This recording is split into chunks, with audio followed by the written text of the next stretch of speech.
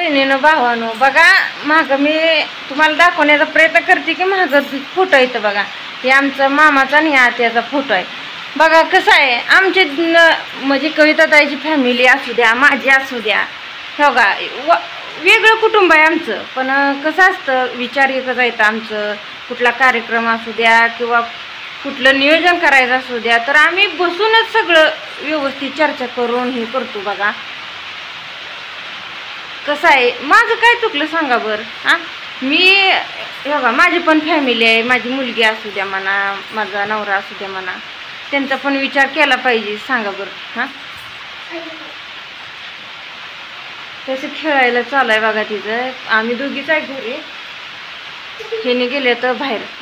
बकरी ईद आहे आज मुस्लिम बांधवांचा सण असतो बघा.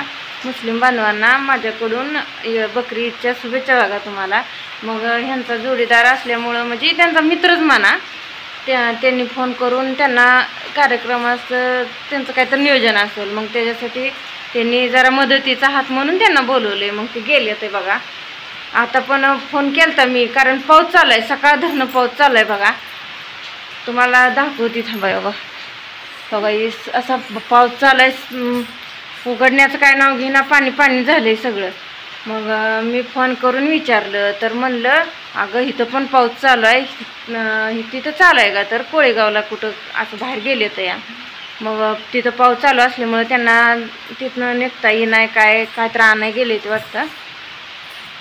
या म्हणलं सावकाशले गडबड करू नका कारण पावसाळ्या पुढं कुणाचं चालत नाही.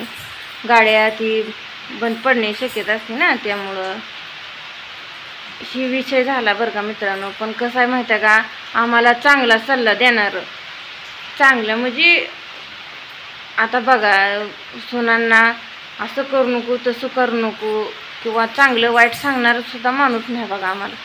हां कविताताईचं पण कसं आहे त्या मोठे त्या म्हणल्यावरती लक्ष ठेवते त्या सगळ्यांवर असू द्या. ह्यांना सुद्धा ती मागं पुढं बघत नाही त्या की भाऊजी तुम्ही इथं चुकताय, तुम्ही ती चूक करू नका असं सगळं सांगते त्या. मग कशावनं हो कशावनं आमचं आम्ही बघतोय त्यांचं ती बघते ती. तसं काय सुद्धा नसतं बघा. कसं असतं काय तर कारणाने वेगळं राहावं लागतं.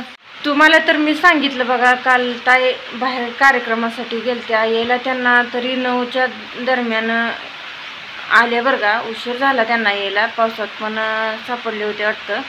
मग यायला उशीर झाल्यावर घरी सगळं जाग्यावरच होतं. 2 पोरं काय करणार सांगा धारा काढायला. मी अक्षरशः मला धार काढता येत नाही मला, म्हणजे कधी मी काढलीच नाही हो. शिक्षणासाठी मामाच्या गावी होती, मामाच्यात काय जनावरं नव्हती काय नव्हती.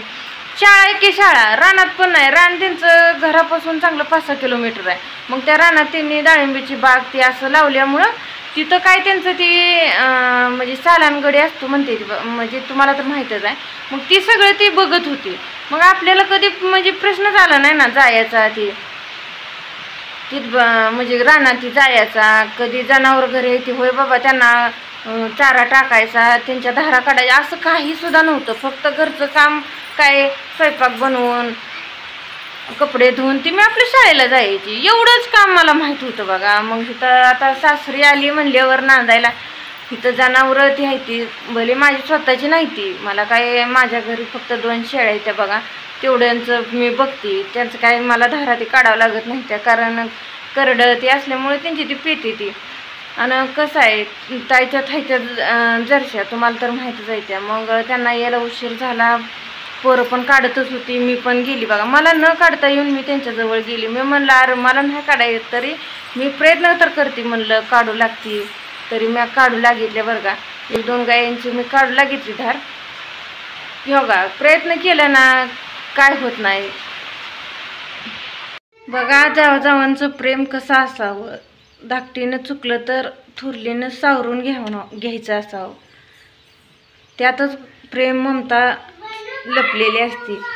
पाऊस चालूच आहे अजून. रानात शेळ्या बांधल्या होत्या म्हणून आलती ह्या बघा ह्या बोकडाला सोडायला. चल चल काकडून गेले बघा. आता रानाला पण भेटली वल.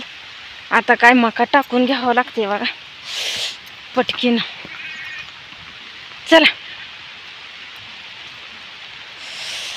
बघा कसं पाणी आणि तीन साठलं या.